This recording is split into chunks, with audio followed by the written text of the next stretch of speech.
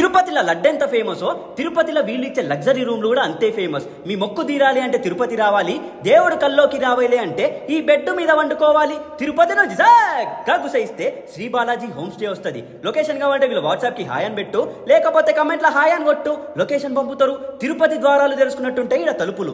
లోపల చూస్తే ఇది ఇల్లా ఇంద్రభవనమా అంటావు. ఒక 20 మంది కూర్చునే అంత పెద్ద హాల్ ఉంటది. నీ కళ్ళు జిగేలనేటట్టు పెద్ద టీవీ ఉంటది, హై స్పీడ్ వైఫై కూడా ఉంటది. 100-200 రూమ్ల కోసం గంటలు గంటలు లైన్ల నించునే అవసరం ఉండదు. ఇక మీకు అవి దొరకవు కూడా. చూడనికే లగ్జరీ ఉంది కదా, రేట్లు కూడా మస్తు తక్కువ. ఇడ వండుకోనికే లగ్జరీ కిచెన్ ఉంటది, ఫ్రిడ్జ్ కూడా ఉంటది. ఫ్యామిలీతో పోయినా సరే, సుట్టపోలతో పోయినా సరే అందరూ కలిసి కూర్చొని తిననికే లగ్జరీ డైనింగ్ టేబుల్ కూడా ఉంటది. తిరుపతికి పోతే ఇడ మీ ఇంటికి పోయినట్టే ఉంటది, ప్రశాంతంగా వండుకోవచ్చు. దీంట్లో 1 BHK నుంచి 3 BHK వరకు ఫ్లాట్స్ ఉంటాయి. దీంట్లో 1600 నుంచి 11,000 వరకు ఉంటాయి. గంటలు గంటలు లైన్ల నించొని ఆ దేవుడిని దర్శనం చేసుకుంటాం. మళ్ళీ మీరు ప్రశాంతంగా నిద్రపోవాలి అంటే ఇడ రూమ్లు బుక్ చేసుకోవాల్సిందే.